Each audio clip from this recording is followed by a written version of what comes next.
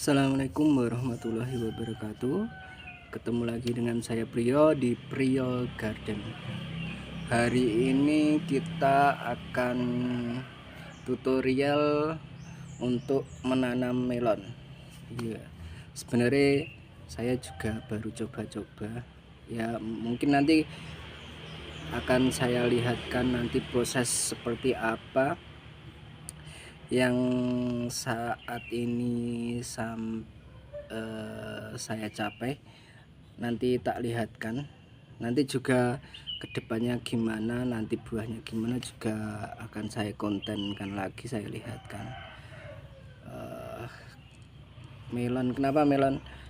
Saya rasa melon itu vitaminnya banyak, terus harganya juga bagus ya. Ini masih coba-coba saja. Pokok intinya kita itu memanfaatkan pekarangan rumah kita ya.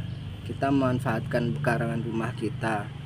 Jadi ya pokoknya apa yang bisa atau yang kita inginkan kita tanam di pekarangan rumah kita gitu.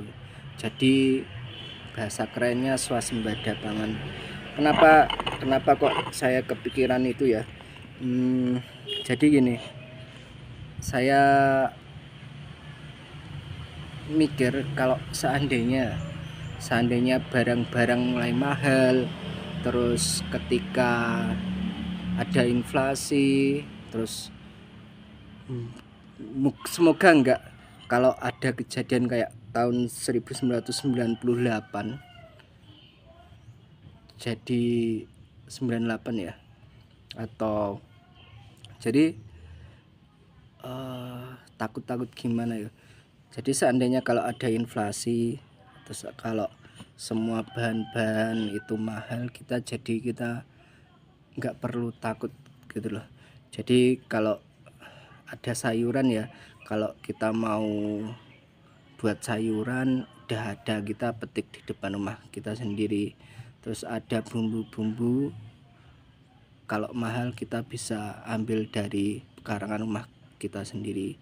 Terus kalau butuh protein, ini memang belum ada untuk proteinnya, tapi rencananya itu ayam petelur itu 2 atau 3 aja, jadi yang setiap hari nelur. Jadi nanti ketika telur mahal pun kita bisa ambil itu dari pekarangan kita sendiri. Jadi kalau seandainya apa-apa itu naik, jadi kita nggak usah repot, ada telur, ada sayuran, ada bumbu.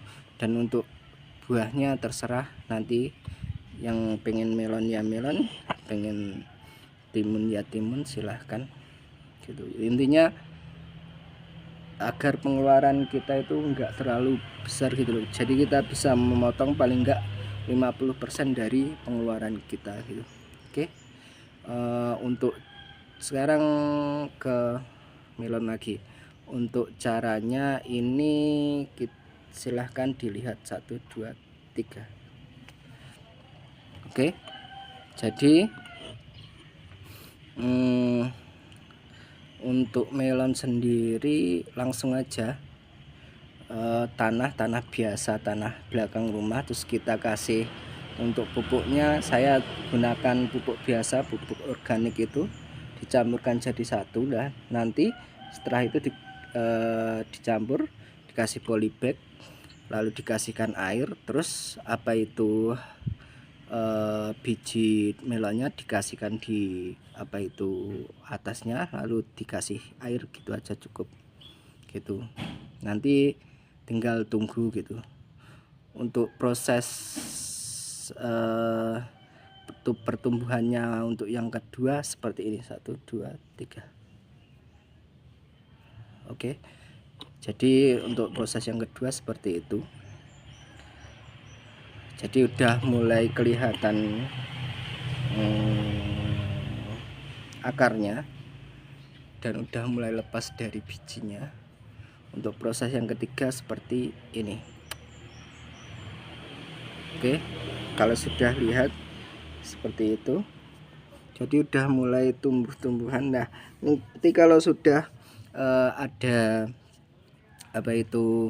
keluar daunnya, sudah agak panjang, nanti kita pindahkan satu persatu ke polybag. Jadi satu polybag satu aja gitu, biar pertumbuhannya maksimal.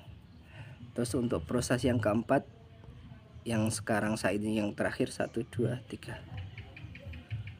Oke ya, seperti itu. Jadi udah sampai seperti itu. Dan nanti untuk proses selanjutnya nanti saya akan upload lagi gitu. Jadi pokoknya kita manfaatkanlah perkarangan kita. Jadi kalau ada apa-apa itu kita udah siap gitu. Karena ya saya sendiri percaya ya entah ini sejarah ya, yang saya percayai ya, semoga aja nggak terjadi di 2029 sampai antara 2029 2030 itu akan ada crash. Semoga saja enggak, tapi dari sejarah-sejarah itu di per 100 tahun itu di antara tahun-tahun 100 tahun sebelumnya itu seperti itu. Jadi saya percaya itu di 2029 2030 itu akan ada crashnya besar. Jadi saya sudah mempersiapkan, nyicil ya, moga-moga nggak terjadi gitu aja ya. Untuk teman-teman yang terserah, tapi lebih baik ya jaga-jaga. Jadi paling enggak di tempat kita itu ada loh sayur-sayuran, kangkung, sawi, tomat atau yang lain-lainnya, ada brambang, terus ada yang lain-lainnya, seledri, terus lombok. Jadi kalau crash gitu kan mata uang kita kan nggak seperti sekarang tuh, nanti akan junglang gitu, junglangnya banyak, jadi harga itu akan naik. Jadi pokoknya seandainya itu terjadi, kalau kita nggak sulit gitu, kita ambil sayuran kita atau telur-telur kita di belakang gitu. Jadi itu bisa memotong insya Allah 50% dari pengeluaran kita.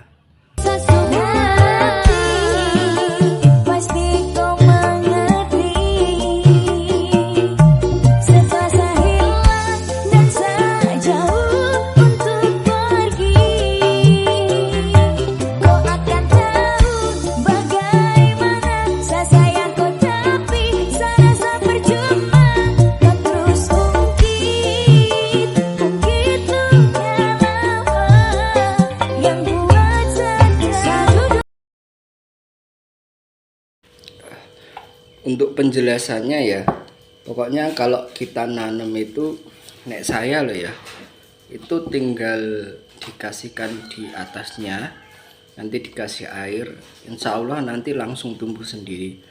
Kenapa saya milih gitu? Soalnya kan ya, ini untuk saya, cara saya ya, kan kalau logikanya kalau tumbuhan yang berbuah itu jatuh itu langsung ke tanah. Nah, dari tanah itu kan nanti langsung membentuk akar sendiri, terus langsung keluar tunasnya gitu kan, keluar tumbuhan ya. Jadi saya mikirnya gitu ya, jadi langsung tak kasihkan di atasnya saja gitu, terus tak kasihkan air, udah gitu. Nanti setelah itu kalau kita sirami, pokoknya setiap hari kita sirami, entah sore atau pagi hari kita sirami. Nah, nanti setelah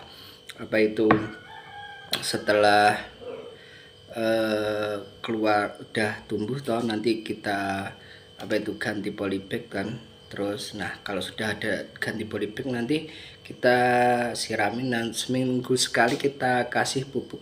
Untuk pupuknya sendiri saya kasih untuk saat masa pertumbuhan dari tanaman tersebut saya kasih untuk AB mix, terus itu AB mix setiap minggu. Itu nanti mulai dari 10 mili, terus 20 mili, dan sampai terakhir 30 mili. Nah setelah itu nanti kalau sudah masa pertumbuhan buah baru saya kasih NPK terus sampai besar gitu. Terus apalagi ya, pokoknya gitu. Kalau saya pakainya yaitu AB mix sama NPK. Terserah NPK-nya di tempat kalian apa, 16 boleh, 19 boleh, 12 boleh, ya gitu. Pokoknya kalau saya AB mix, setelah ada apa itu berbuah baru kita kasih NPK gitu aja sih. Pokoknya gitu. Dan kalau melon itu kalau bisa ya jangan terlalu banyak terkena sinar matahari langsung. Sekian dari saya. Assalamualaikum warahmatullahi wabarakatuh.